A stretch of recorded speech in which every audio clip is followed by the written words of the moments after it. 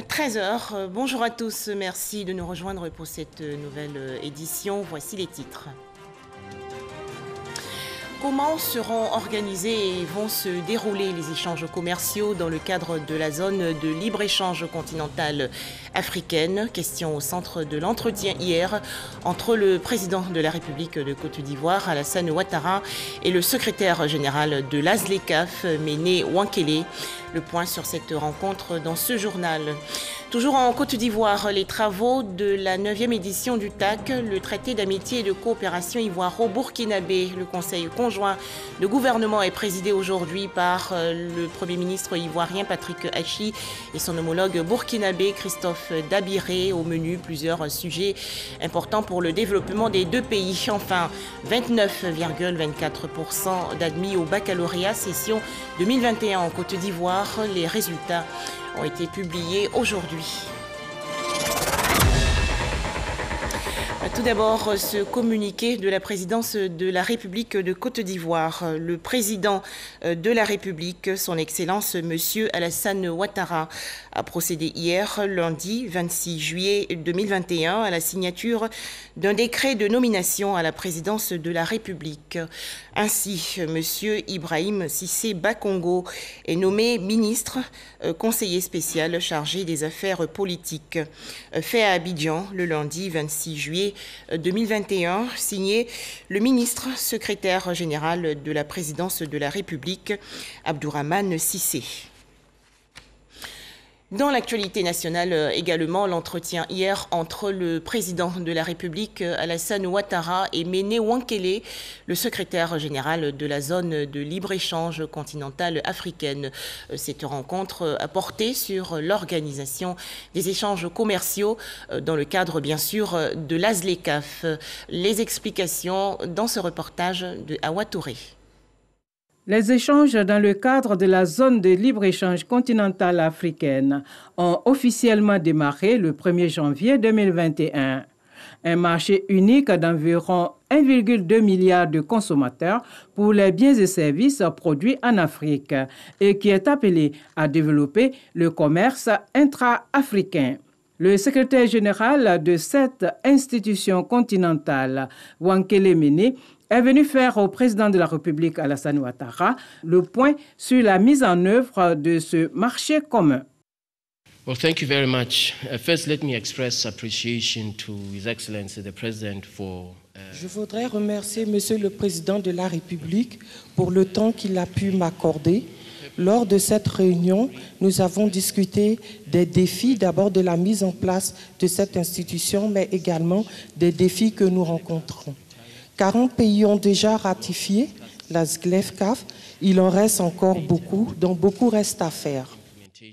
Notons que la Côte d'Ivoire a ratifié l'accord sur la zone de libre-échange le 13 novembre 2018, avant la création d'un comité national de la SLECAF chargé de la mise en œuvre de l'accord et du suivi de son opérationnalisation au plan national. Toujours en Côte d'Ivoire, la rencontre tant attendue aujourd'hui entre l'actuel président de la République, Alassane Ouattara, et l'ancien chef de l'État, Laurent Gbagbo. Les deux hommes vont s'entretenir cet après-midi au palais présidentiel dans la commune du Plateau. Objectif, ramener la paix et la réconciliation dans tout le pays. L'actuel président de la République, Alassane Ouattara, reçoit donc aujourd'hui l'ancien chef de l'État, Laurent Gbagbo. Rencontre, je vous le disais à l'instant, très attendue et très commentée par les populations. Elles espèrent ainsi le retour de la paix dans tout le pays. Elles sont au micro de Alexis Ouedraogo et Michel Digré. L'annonce a été faite mercredi dernier au sorti du Conseil des ministres. Le président Ouattara recevra donc M. Gbagbo Laurent le 27 au palais de la présidence ici. À quelques heures de cette rencontre, les Ivoiriens se prononcent. Cette rencontre-là est bien placée pour qu'on puisse fermer sur tout ce qui s'est passé et puis aller de l'avant. Nous espérons vraiment que cette rencontre va permettre une réconciliation nationale. Ça va essayer d'apaiser un peu les tendances de part et d'autre. Avec trop de mésententes entre nous, mais maintenant je pense que ça va aller. La rencontre va faire que les gens vont se calmer un peu. Ça va apaiser un peu le cœur. Paix et réconciliation, les deux mots sont sur toutes les lèvres et sur la scène politique aussi. Nous souhaitons que demain soit un grand jour. Et un grand jour pour nous signifie que cette rencontre importante, attendue de tous, va donner des résultats qui rétablissent l'espoir. C'est une très bonne nouvelle. Donc le regard ne peut être que positif. Que le chef de l'État actuel et l'ancien président de la République, comme vous le dites, se rencontrent après près de 10 années. Et le président Laurent Gbagbo est rentré précisément le 17 juin dernier. Et nous pensons que c'était le moment pour que cette rencontre se tienne, parce que les uns et les autres étaient en train de s'interroger si les deux personnes étaient allées se rencontrer. Ce sera chose faite demain, donc c'est une très bonne nouvelle pour la Côte d'Ivoire. Le président Gbagbo et le président Bédié se sont rencontrés à Daoukro les 10 et 11 juillet dernier et ils ont proposé un dialogue national inclusif avec évidemment une forte volonté du chef de l'État, du président Alassane Ouattara. Donc nous pensons que cette rencontre entre le président Gbagbo et le président Alassane Ouattara sera certainement le point de départ pour ce dialogue national inclusif. Pour le parti au pouvoir, ce rendez-vous reste la matérialisation de la volonté du chef de l'État Alassane Ouattara de réconcilier tous les Ivoiriens. Le président Alassane Ouattara, c'est l'incarnation même du président Houphouët-Boigny, qui est un homme de paix, un homme de cohésion, un homme de dialogue. Aujourd'hui, tous les acteurs politiques importants sont dans le pays.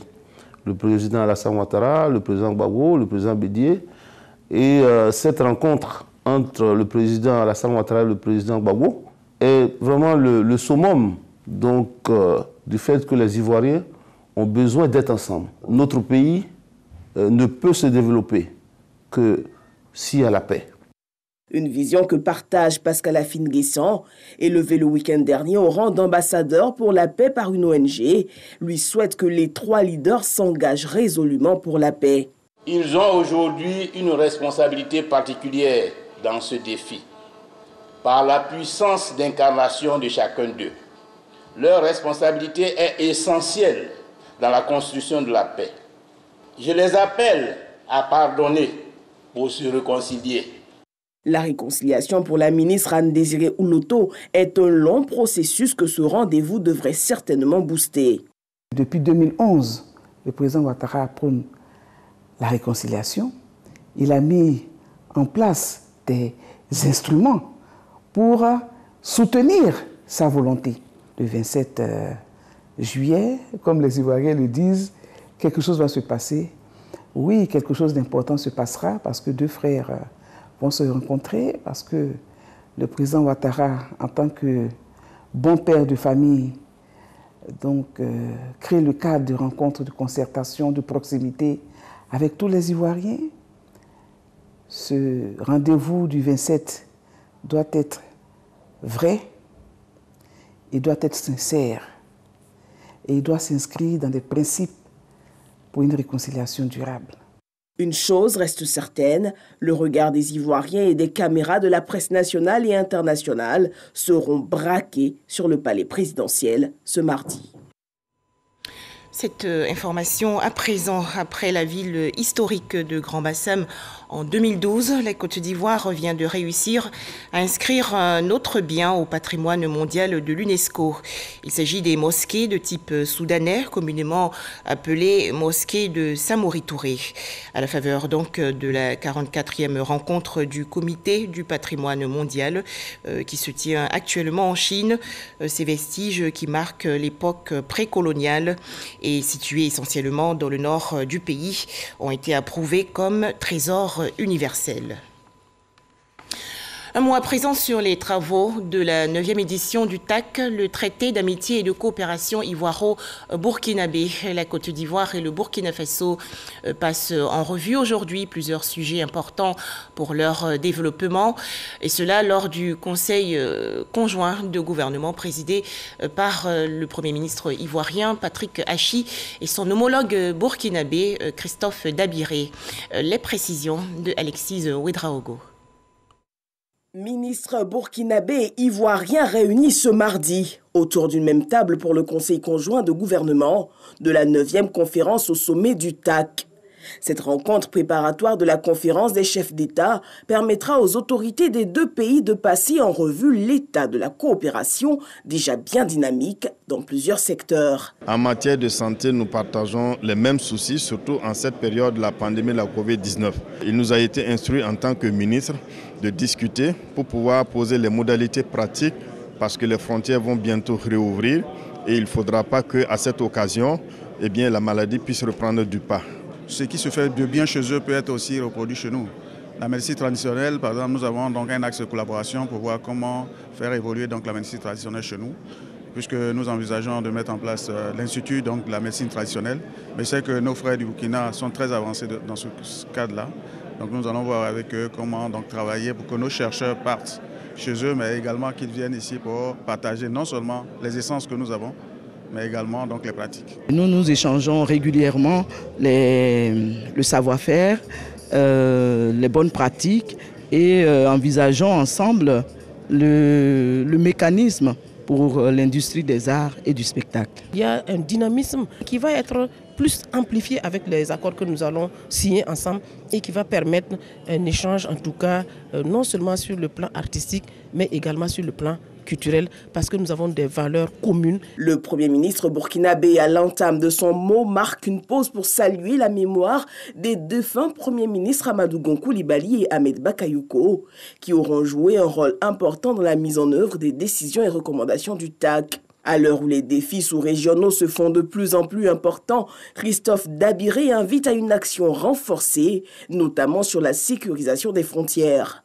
Au-delà des contraintes imposées par la Covid-19, il convient de relever la persistance des difficultés liées à la circulation et à la fluidité du transport sur nos corridors. J'invite nos administrations réciproques chargées de ces questions à faire preuve de plus de professionnalisme dans l'exercice de leurs fonctions à travers le respect strict des décisions prises en la matière. Défense, sécurité, diplomatie, coopération frontalière, autant de projets qui impliquent la mutualisation des forces. Cela passe notamment par le renseignement et la poursuite des opérations militaires conjointes et apparaît comme des moyens de pression sûrs et durables contre ces criminels d'un autre âge. J'en appelle à des actions de sécurisation concertées et permanentes. Pour le Premier ministre ivoirien, la tenue de cette rencontre reste le signe de l'intérêt des chefs d'État ivoiriens et burkinabés de renforcer l'axe Yamoussoukro-Ouagadougou. Notre conseil de gouvernement conjoint est l'expression certaine de l'intérêt que nos deux chefs d'État, son Excellence M. Alassane Ouattara et son Excellence M. Roch Marc Christian Kaboré, accordent à la qualité de nos relations ainsi que la ferme volonté de nos gouvernements respectifs de voir la coopération entre nos deux pays et l'entente entre nos deux peuples toujours se diversifier et toujours s'intensifier. C'est le lieu d'exhorter nos gouvernements à poursuivre, sous la haute autorité de nos chefs d'État, leurs actions concertées pour riposter, réduire, puis, in fine, éradiquer l'influence néfaste de ces fléaux, en mutualisant nos moyens, notamment en matière de renseignement, de formation des acteurs de la lutte contre le terrorisme, évidemment de réponse sécuritaire et militaire, mais aussi en matière de politique de développement partagée. Car c'est l'alliance de la prospérité et de la sécurité qui permettra réellement de mettre fin à ces menaces.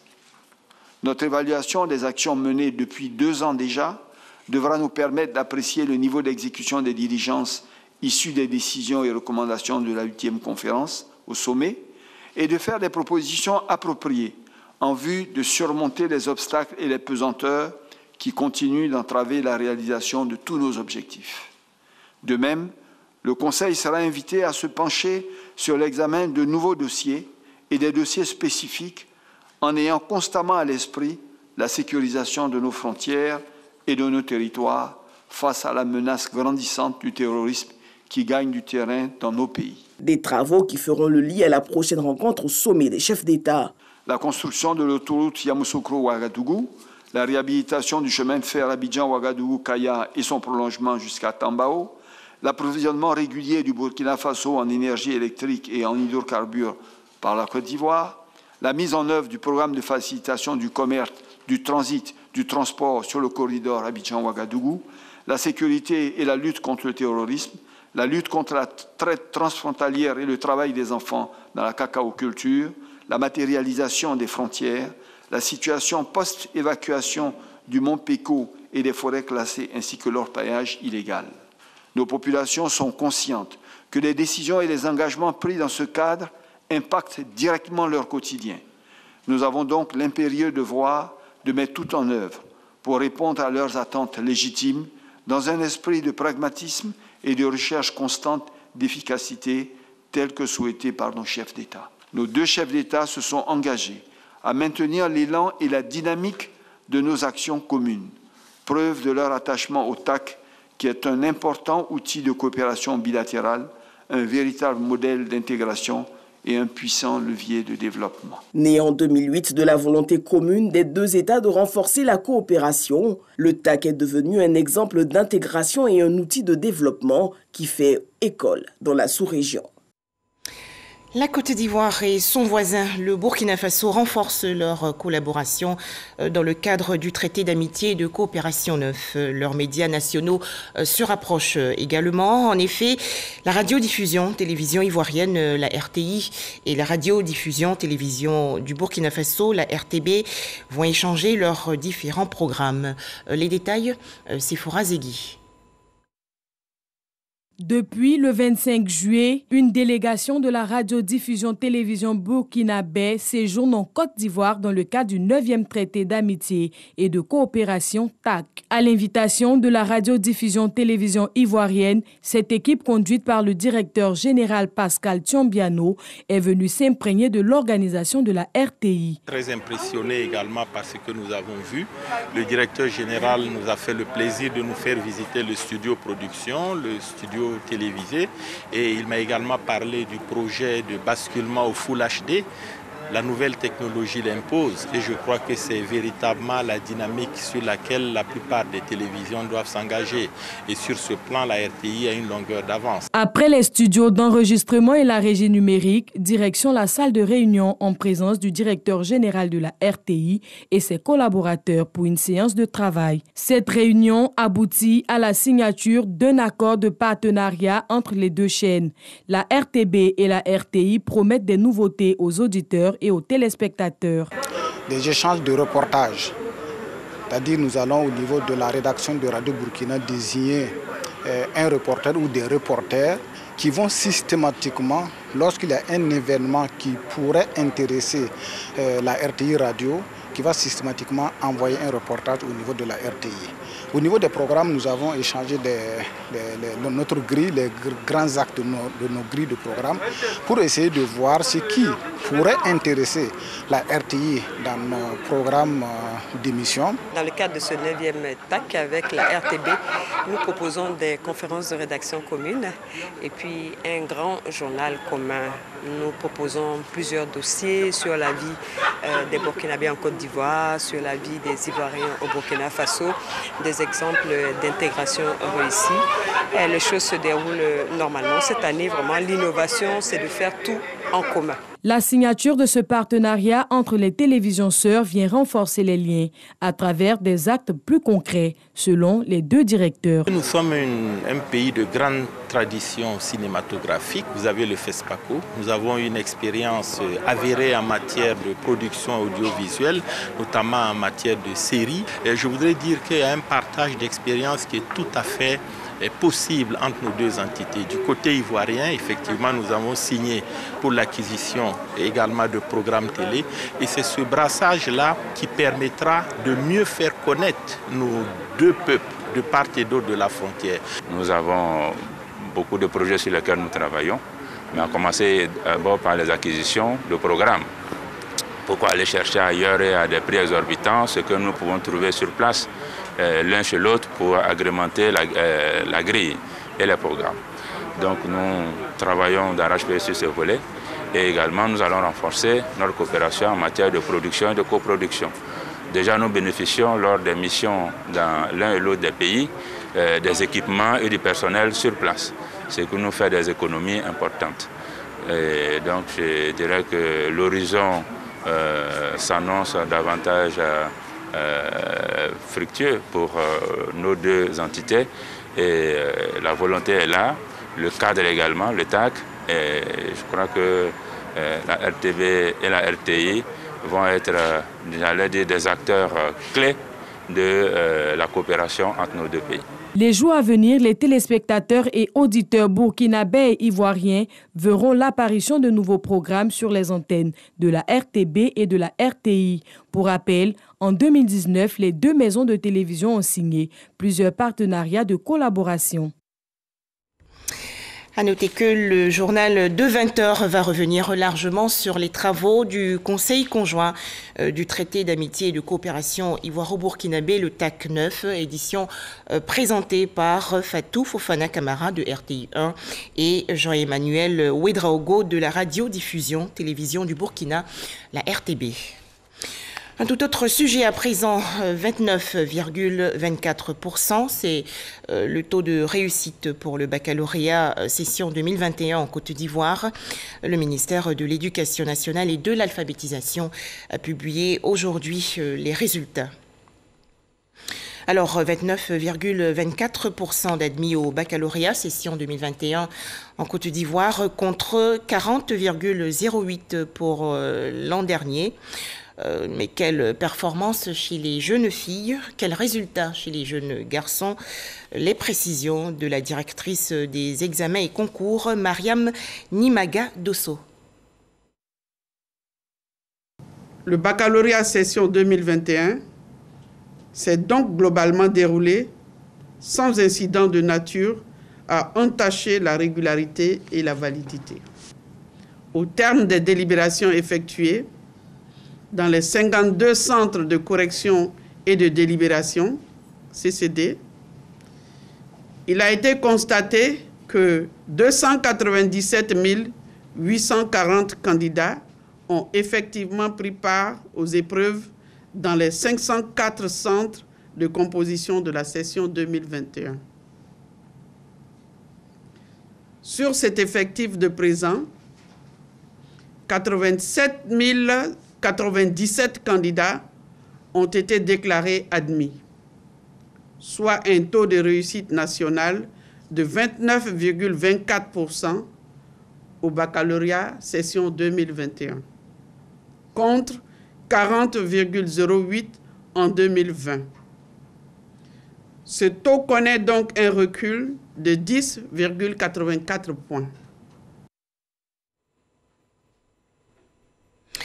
Les résultats du baccalauréat session 2021 ont été publiés aujourd'hui par le ministère de l'Éducation nationale et de l'alphabétisation. Mais avant le verdict, la tension est un peu montée chez certains candidats. Direction Odiéné, dans le nord-ouest du pays. Des élèves se prononcent au micro de Issa Yeo. Après les écrits du baccalauréat session 2021, l'heure est à l'attente des résultats. À Odiéné, capitale du Denguilé, chaque élève meuble ce temps à sa manière. Naminata a passé le bac série A2. Avant la proclamation des résultats, elle affiche une sérénité, non sans stress. Chez moi, les épreuves étaient un peu abordables. Et puis, bon, on a pu faire ce qu'on pouvait faire. On a fait de notre mieux et on prie Dieu pour que les résultats soient à notre portée. Pour combler ce temps, elle aide sa maman dans les tâches domestiques quotidiennes. Plusieurs candidats et candidates vivent le stress et l'angoisse. On est stressé à l'attente des résultats. On espère avoir une autre note, un bac, tu peux avoir des bonnes notes dans les matières spécifiques. Quand j'ai fini le bac, pour ne pas trop stresser, pour ne pas rester là, donc j'ai trouvé une activité qui me rapporte beaucoup. Grâce ne se pose pas beaucoup de questions en cette période d'attente des résultats. Pour mes temps libres durant l'année scolaire, je venais aider ma maman au salon. Et pour l'attente des résultats, je viens toujours l'aider chaque samedi et dimanche. Rokia, elle, est élève dans un collège d'Abobo. Je suis venue passer les vacances chez mon grand-père à Odiéné. J'ai laissé ma carte scolaire, ma convocation. à mes soeurs pour qu'elles prennent mon résultat à ma place. Pour ces élèves, l'attente est longue, difficile et stressante. Ils espèrent tous un meilleur résultat ce mardi 27 juillet 2021 afin d'être libérés d'un lourd fardeau. Un tout autre sujet à présent. Quelle stratégie pour développer l'élevage moderne en Côte d'Ivoire? Le ministre des Ressources animales et halieutiques, Sidi Tiemoko Touré, est actuellement en visite au Brésil, pays très compétitif dans ce secteur. Les précisions de Éric Goré. Aucun répit pour Sidi Touré et sa délégation qui parcourt le Brésil avicole et piscicole pour passer au peigne fin les avancées technologiques enregistrées et pour comprendre aussi son fonctionnement, sans oublier l'élevage de bovins dans ses moindres détails. Ici, le ministre ivoirien accorde une interview à une chaîne de télévision brésilienne pour donner les motifs de sa présence. Des visites de ranch, il y en a eu jusqu'au partenariat avec de grands groupes. Les organisations Mario Franco ont été fondées il y a 90 ans avec certains de ses amis qui sont partis en Inde pour importer du bétail de l'Inde et ils ont amélioré la qualité de ces bétails et mis à la disposition de la recherche brésilienne et également des éleveurs brésiliens. Aujourd'hui, les organisations Mario sont une entreprise très forte qui partage tout son savoir-faire avec l'association brésilienne des éleveurs des zébus, des entreprises étatiques comme Embrapa. Le ministre des Ressources animales et halieutiques peut se réjouir de ce voyage fructueux. L'expérience brésilienne est connue à travers le monde. Les techniciens, nous en avons certains qui ont déjà été formés à cette école brésilienne. Maintenant, il s'agit maintenant pour le gouvernement d'en faire une priorité au niveau national. Et le cap a été donné par M. le Premier ministre Patrick Achi. C'est ce qui justifie d'ailleurs, sur son autorisation, que nous soyons là pour que le signal politique soit donné et que, du point de vue gouvernemental, de façon bilatérale, nos deux pays puissent prendre des engagements forts. C'est la tête haute que Sidi Touré va regagner la Côte d'Ivoire dans les prochains jours, après s'être véritablement rendu au fin fond du Brésil dans sa version animale et halietique. Retour en Côte d'Ivoire, les compétences des retraités désormais valorisées. En effet, le ministère de l'Emploi et de la Protection sociale a lancé hier, lors d'une cérémonie dans la commune du Plateau, le compendium des compétences seniors. Les explications de Patricia Etia. À travers le compendium des compétences des seniors de Côte d'Ivoire, le ministère de l'Emploi et de la Protection sociale entend valoriser l'expertise et l'expérience des seniors ayant fait leurs preuves dans l'administration publique et dans le privé. Nous avons commencé déjà à travailler dans ce sens, c'est-à-dire à aider les jeunes qui veulent enseigner, à les former. C'est une bonne chose, une initiative, ça nous permettra vraiment d'apporter notre expertise à la jeunesse ivoirienne. Le compendium des seniors concerne les cadres ivoiriens seniors et retraités de haut niveau, les cadres seniors et retraités de la diaspora et les hommes de tout niveau qui excellent dans leur secteur d'activité. Les seniors constituent un vivier de compétences, un vivier de qualifications avec des profils diversifiés dans tous les secteurs d'activité qui peuvent servir la Côte d'Ivoire.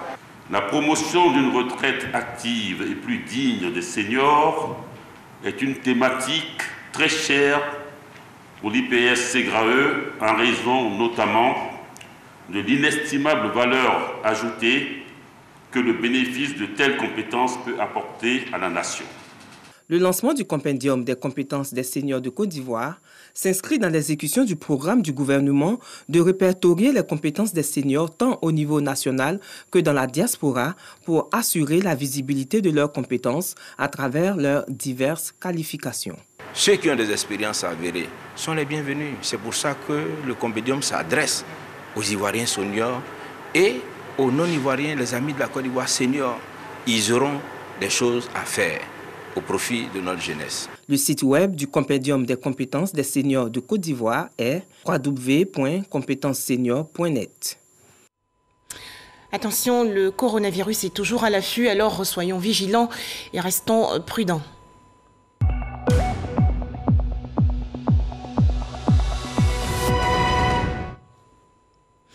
55 nouveaux cas de coronavirus ont été enregistrés hier en Côte d'Ivoire par le ministère de la Santé, de l'Hygiène publique et de la couverture maladie universelle. Le pays compte actuellement 49 647 cas confirmés de coronavirus, 48 901 personnes guéries, 324 décès et 422 cas actifs.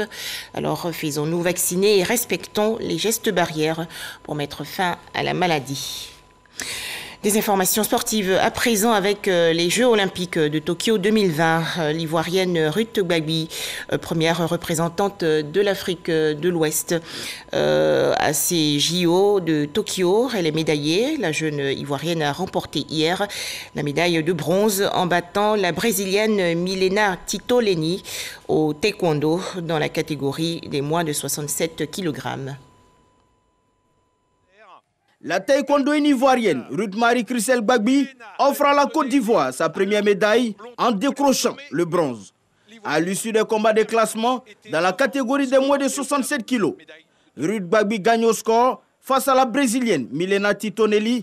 L'Ivoirienne de 27 ans conserve ainsi son titre de médaillée de bronze olympique pour la deuxième édition consécutive. Déception en revanche pour Cissé Cheikh-Salah Junior. Le champion olympique des moins de 80 kg a été éliminé dès sa première sortie en huitième de finale de sa catégorie. Avant lui, ce sont 4 autres athlètes ivoiriens qui ont été sortis de la course aux médailles. La Côte d'Ivoire totalise donc à ce jour une médaille de bronze depuis l'ouverture des Jeux, en attendant l'entrée en scène de 2 autres taekwondoïnes, Traoré Aminata Charlène et Gbane Seydou. En athlétisme, Talou Marie-Josée, Muriel Aouré et Cissé Gay Arthur sont très attendus. À ces 3 sprinteurs s'ajoute l'équipe de football ivoirienne, encore en lice pour les Jeux Olympiques de Tokyo 2021. Voilà des précisions de Arsène Kouassi du service sport.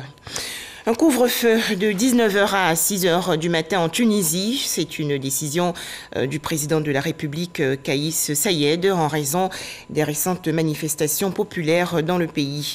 Ce couvre-feu sera observé jusqu'au 27 août prochain. Le chef de l'État tunisien a également décidé d'interdire tout rassemblement de plus de 3 personnes sur les voies et places publiques.